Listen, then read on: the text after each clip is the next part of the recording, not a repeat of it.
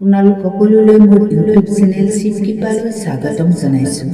আজি এই ভিডিঅ'টোত প্ৰতিদিনে হনুমান চালিচা পাঠ কৰিলে আমাৰ জীৱনত কি কি আলৌকিক পৰিৱৰ্তন হ'ব পাৰে তাৰ বিষয়ে কম, লগতে হনুমান চালিচা পাঠ কৰা সঠিক নিয়ম বিষয়ে ক'ম, যাৰ দ্বাৰা আমাৰ অধিক ফল পাব পাৰোঁ। এতিয়া আমি জানো হনুমান চালিচা প্ৰতিদিনে পঢ়িলে হোৱা লাভৰ বিষয়ে।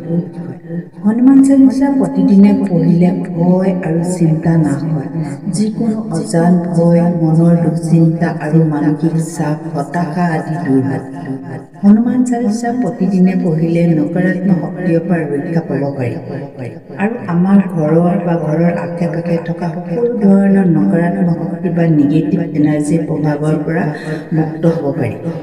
আৰু হনুমান চালিচা প্ৰতিদিনে পঢ়িলে আত্মবিশ্বাস বৃদ্ধি হয়। আমি সকলোৱে জানো যে হনুমান ভক্তি আৰু বুদ্ধিৰ প্ৰতীক। আৰু হনুমান চালিচা আমি যদি দৈনিক পঢ়োঁ, মানসিকভাৱে শক্তিশালী কৰি তোলে আৰু শাৰীৰিকভাৱেও শক্তিশালী কৰি তোলে আৰু মনৰ পৰা হীনমন্যতা ভাৱ আঁতৰাই আত্মবিশ্বাসী কৰি তোলে। হনুমান চালিচা আমি দৈনিক পঢ়িলে বা প্ৰতিদিনে পঢ়িলে গ্ৰহ দুখৰ পৰা মুক্তি পোৱা যায়।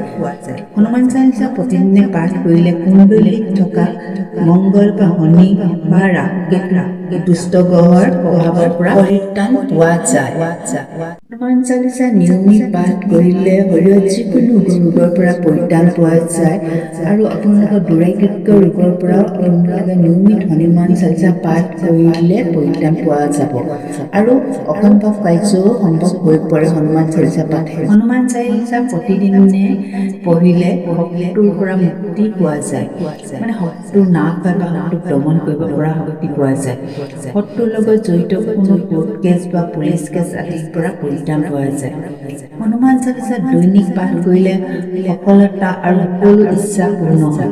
চাকৰি প্ৰাপ্তিৰ ক্ষেত্ৰত, এক্সামৰ ক্ষেত্ৰত, ব্যৱসায় সংক্ৰান্তত, আৰ্থিক ক্ষেত্ৰত সফলতা পোৱা যায়।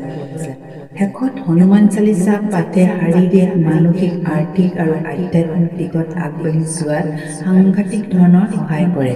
সমাজত সুকীয়া প্ৰতিষ্ঠা লাভ হয়। সকলো ফালৰ পৰা জয়ময় অৱস্থা হয়। এতিয়াও হনুমান চালিচা কেনেকৈ সঠিক ৰূপত পাঠ কৰিব লাগে।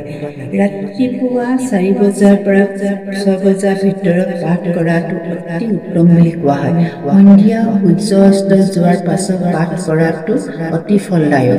পাঠ কৰাৰ আগতে গা ধুই পৰিষ্কাৰ কাপোৰ পিন্ধিব লাগে।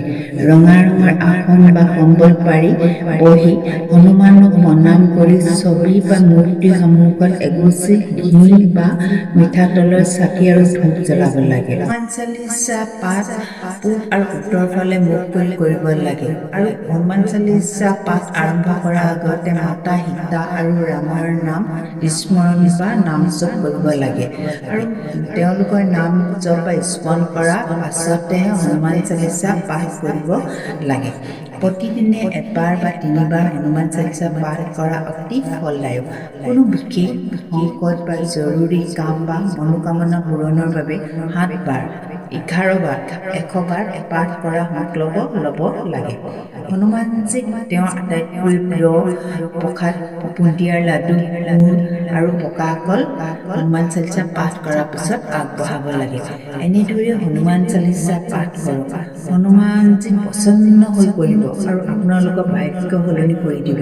গোটেই জীৱন তেওঁৰ কৃপা লাভ কৰিব, লগতে তেওঁৰ প্ৰতি সমৰ্পণ ভাৱ ৰাখিব। জয় শ্ৰীৰাম।